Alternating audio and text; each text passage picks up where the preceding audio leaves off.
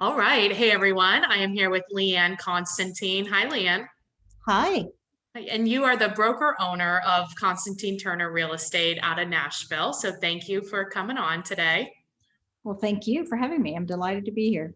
Now, I think I'm excited about this topic because you do, as the broker owner of your brokerage, you do deal with a lot of agents. And I know a lot of agents are having it's tough out there to get a Yeah. contract accepted. It's tough. It doesn't feel like you had said it right before we were recording. It's like we're not even negotiating anymore, pretty much. It's like you're giving up your rights. So, what are some of the tips and strategies that you're talking to your agents about and that you're using that's helping them and their clients? Well, the biggest tip I'm giving my agents, particularly new agents, is right now it's crucial to set expectations. I Hmm. mean, even with investors, you've got to set the expectation that this is not the market we had 2 years ago or when Right. you last purchased a property. And if you're So the don't seller, bring those deal killer parents. No, I'm just kidding. well, you've got to If set you're going to bring expectations for them, everyone. Yes, parents included. And if you have to help the buyers come to terms with the fact that if they want a certain area and they want a certain school zone, they want all these things they want, yeah, they're gonna have to give up some stuff, including a lot of cash. I agree. I think too, like we talk about it all the time on the podcast, but all of that can be done at a buyer consultation. So Absolutely. when like a client calls, do not be a Pop Tart. Don't Pop Tart and go over there. There are several steps that need to happen before they see a house. Like I Right. assume you agree, right? Yeah. The difficult part in this market with that strategy, because I'm all about before you go out seeing things with people, you sit down, you explain the Yeah. process, you get your buyer rep signed. But unfortunately, and I think that it's like this all over the country, but I know in Nashville and Franklin, where we're located, the house is on the market for a number of hours and it's got 10 offers. I And so know. All the you more do have to reason. jump up, you know, Yeah. and that's why when people first call me, I tell them right there on the phone, okay, this is how our market's working right now. Hmm. This is what's going to be required of you. Hmm. How comfortable are you with that? Right. And Great a lot of question. times we'll have to adjust the price point down because we Hmm. know we're going to have to bid over. And so Right. that's something, particularly first time home buyers, that's something they're not expecting to hear. Right.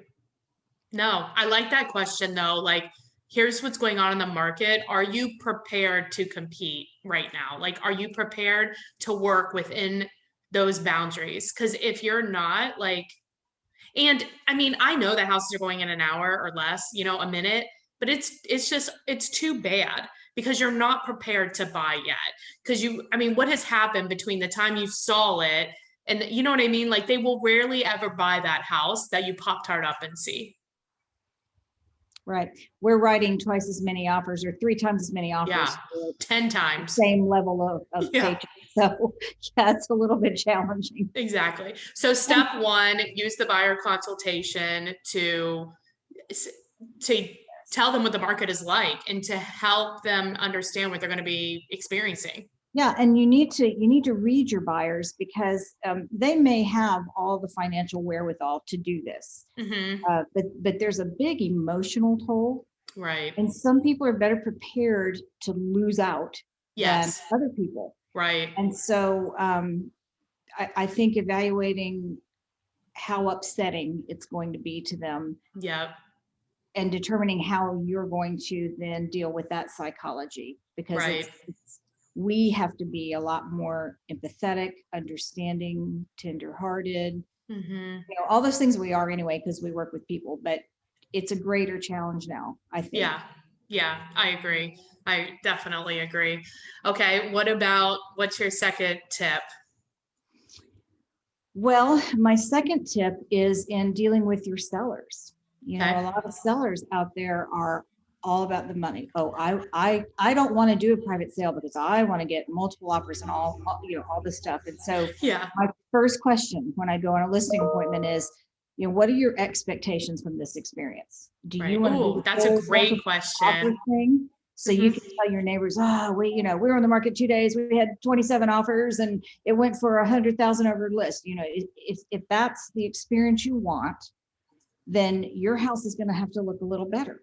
Yeah. We're going to have to do some things for you to get Mhm. that. That doesn't just happen for everyone. Right. And then if they say, we just want to get a good offer, we've got this place we want to move to, we know we need cash to do Mhm. that, then you've got a whole different scenario.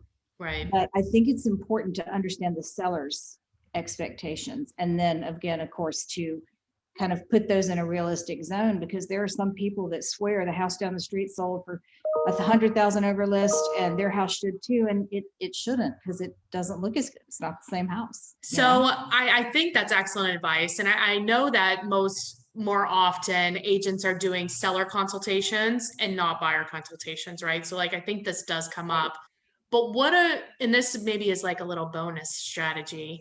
So like, what if you're doing it and the sellers are not being realistic? And let's say they want, a high percentage more than you're comfortable with. I mean, we've done a podcast on this before, like, should you overprice a house? Should you still list it? Right. And it, I don't know, but like, what if it's too high? I mean, what do you do? Well, so you have to have some sort of starting point. And right now, Mhm. comps aren't, They don't matter. they don't matter as much as they did, but there has to be a starting point. And Right. so what I tell the seller is, you know what? All day long, I can get somebody to offer you that price. I'm not worried about that. What I'm worried about is these people have financing and it's still going to have to appraise. Yeah. And even cash buyers should get an appraisal, although most of them don't, but they They should. don't. Yeah. But when I tell them it's going to appraise here and we've got a $75,000 gap, I don't think this is going to end well. Yeah. And I would tell them we can get even over appraised value, but if you want someone to bridge that gap, you've got to set your price to where the gap is reasonable. So And how do depends on the you price. have, I mean, being able to say that, it sounds, I mean, you make it sound so easy. It's so It's not easy. logical, right? Not easy. And honestly, it's and I tell the sellers, I admit my own weakness here. I'm like, it's a crapshoot. Yeah. So I'm giving you the safe route. But if you want to be a cowboy and throw it up there, throw it up there. I mean, typically I don't take overpriced listings, but in this market, it's very hard to identify. It just depends on how, yeah, some of them are easier than others for sure, right? Yeah, and it depends on the price point you work in too, and what your audience is. Around here, the under $500,000 price point is where it's just a feeding frenzy, and you do I need have to move. appraisal gaps. Yeah. But like the over $1 million price point, those appraisals typically come in where we need them to, and there's still multiple offers. It's still a feeding frenzy, but Yeah. it's just a little bit of a different scenario. So it depends on where your niche is too, as Yeah. to how valuable any of this is. Yeah, no, I think that's good. And I think, I mean, out of both of these points, really slowing down to speed things up, right? So take a breath, just because I have found, and tell me if you found this too, the more urgent somebody is that I don't know, that they're calling me, the more urgent they are, the least likely they're pulling the trigger. Absolutely. Those are the least viable clients. Yep, absolutely. So slowing it down, explaining, really getting to a good understanding of what they're looking for, and can you help them? Are they being realistic? Absolutely. And some of the standard things that we've always said, if it's somebody that calls you off a sign or whatever, and you've got to vet that person. Yeah. You've got to Google them, you've got to ask them questions, you've got to make sure they've talked to a lender. Yeah. All those basic things that we've always Right. done are still fully in play. Yeah. And actually even more so now, again, because people are offering insane amounts of money. And then the famous question, is this house worth it? I don't If know. you want to pay this, is it worth it? That's the most According to who? Have you seen that meme where it's like what you think your house is worth, what the lender thinks it's worth, and it's like a picture, and it's it like gets from the more guys from The Hangover. Yeah. It's like the best. All right. Yeah, these are really great tips. And I think, like, as an agent, if these tips like are making you nervous, you feel like you're going to lose customers, how can we instill in them that you won't? It will actually be more beneficial. Like, what are you saying to your agents? Well, I'm saying to my agents, if you lose a customer because you are attempting to help them be realistic, then chances are you will, if you don't do that, you will spend tons of time and Time. then Oh buy my God. anything. And time Yes. is money. And so Yes. it's okay. It's okay to lose a customer. It's It okay to is. fire a customer. I mean, we've done the podcast before on, do you help every seller? Do you help every buyer? The answer is no. You should not. You're not meant to help every single person. Right, right. Mhm. And you know, there's obviously the things that we do now to win a deal: pass fail inspections, waive appraisals. Here it's standard for sellers to pay title, but buyers are paying it, you know, all Yeah. those kind of things to help win the deal. But the other expectation of the seller is, I try to tell them, okay, what's most important to you? Because when Mhm. we get these multiple offers in, we're going to have to review them inside that window. And so Right. it's not always going to be the price. Right. It It's could gonna be be, terms, yeah, it could maybe. be all the other terms or the time frame or whatever. And so that, I think, is important to do upfront with your sellers too. Well, I think too, if you know that up front, then as the listing agent, you can call the buyer's agent and say, hey, here's what they're looking for. You know, like they want X, Y, and Z. And if you can give us these three things, the chances of you getting accepted is a lot higher than if you only gave us two of the three or one of the three. Absolutely. And conversation with the agent on the other side, no matter which side you're on, actual conversation in this age of technology is still the best negotiating tool Duh. available to you. Girl, I think people are going to think that I gave you a script to say. Because texting just doesn't work, and it can No.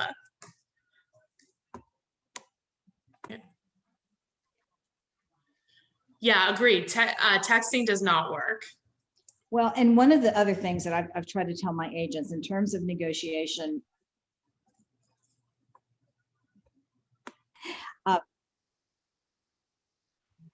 negotiation styles are really Okay. important. I've told my agents, you always want to be the collaborative agent. You want it to be a win-win, and that's what those personal conversations should be with the other agent. Mhm. Because at the end of the day, everyone's going to be happy with that. A competitive I win, you lose approach, I don't think that's healthy in any market, but particularly not this No. one. And then there's those people that are just kind of covert and sneaky, and it's such a waste of I time. hate that. Because you And know who they are and you don't want to do business with them again. right, and they're going to be the ones always sending you these aggressive texts and emails and won't really take your calls or talk to you.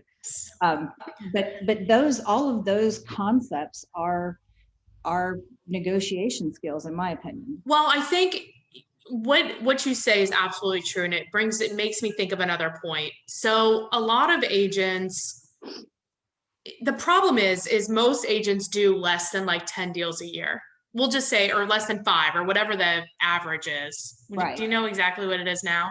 Is it 5? You know, I honestly don't know, because we sort of track things on dollar volume. So most agents are somewhere 2 million or less. Okay, so well, in our market, that's a lot. But like, okay, so we'll just say like less than 5 deals.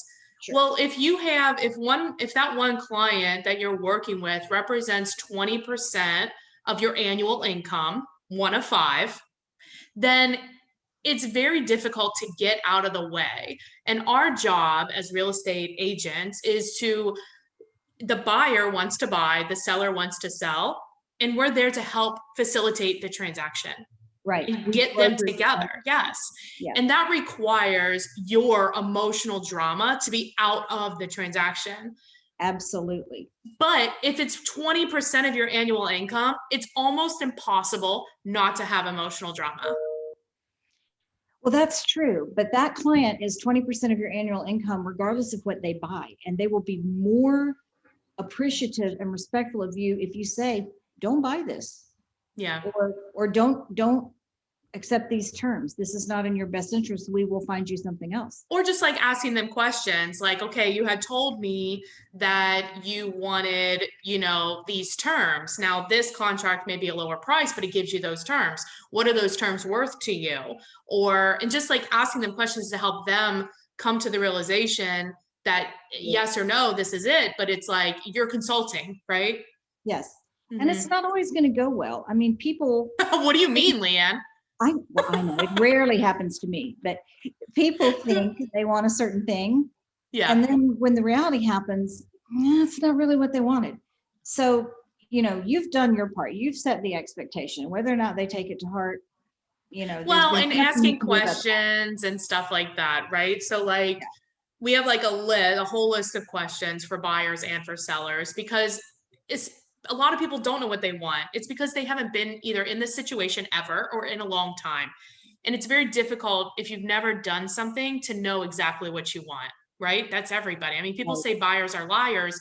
They are not liars. They just don't know. They It's just don't not know the what they same want. thing. Yeah. Exactly. And they just mimic what everybody tells them. But it's like, okay, if you want that, then here's your realistic, here's Yes. what it's going to cost you. Do you have Mhm. that money? Okay, well, then you can't have that. Like, that's not how it works. Well, and I think too, all these TV shows, all these, Oh my God. what's the network I'm looking for? DIY network Or and whatever. HG. all Yeah. HGTV. Thank you very much. All of that, I think, has really gotten in the way of realistic expectations on the part of the consumer. Yeah. Because those shows are great. They're entertainment. They're supposed to be entertainment. Yes, that is not reality. You're not gonna do it yourself and rip out all this stuff and I then mean, you could try. It gives me good memes. yeah, a lot of good memes. A lot of good memes. So Yeah. have you seen that video that's gone around about the guy selling the apple? Oh yeah, that's a good one. That is appreciated by buyers, sellers, and agents. I mean, if there were an Yes. award for those things, that guy should win. It's like a TikTok video, I think, right? It's Probably. pretty funny. Yeah, I know. I love it. Well, Leanne, I really appreciate you being on. I think that the tips and advice that you're offering, it's back to the basics, and that's what we're dealing with. It's so easy to get tied up in the frenzy that you just have got Right. to take a freaking breath, slow down, and just go to what you know works, which is doing a consultation, really understanding, asking a lot of questions, and really helping your clients, Yeah. regardless of buyer or seller. No, the goal is not to win the deal. The goal Yeah. is to win the best situation for your client. Exactly, 100%. Well, if people have a referral for you or your team in Nashville, or they're looking to maybe join a team in Nashville, what's the best way to get a hold of you? Oh, you know what? After I've said all this phone call stuff, texting is excellent. Oh, Leanne, no. No, but by that I mean, hey, Can I I'm call so and you? so. I would really love to talk to you. Can you please give me a call? And as soon as I see that, I will pick up that phone right away. But Okay. we get a lot of calls, and if you don't know who it is or don't know, Yeah. but also my email, which is just my name, Leanne at leanneconstantine.com. We just use that as the company email, and Okay. that's excellent too. Perfect. And And a what's your phone call, cell? if you want a phone call, that's great. Just please leave a message. What is your cell? 615 Mhm.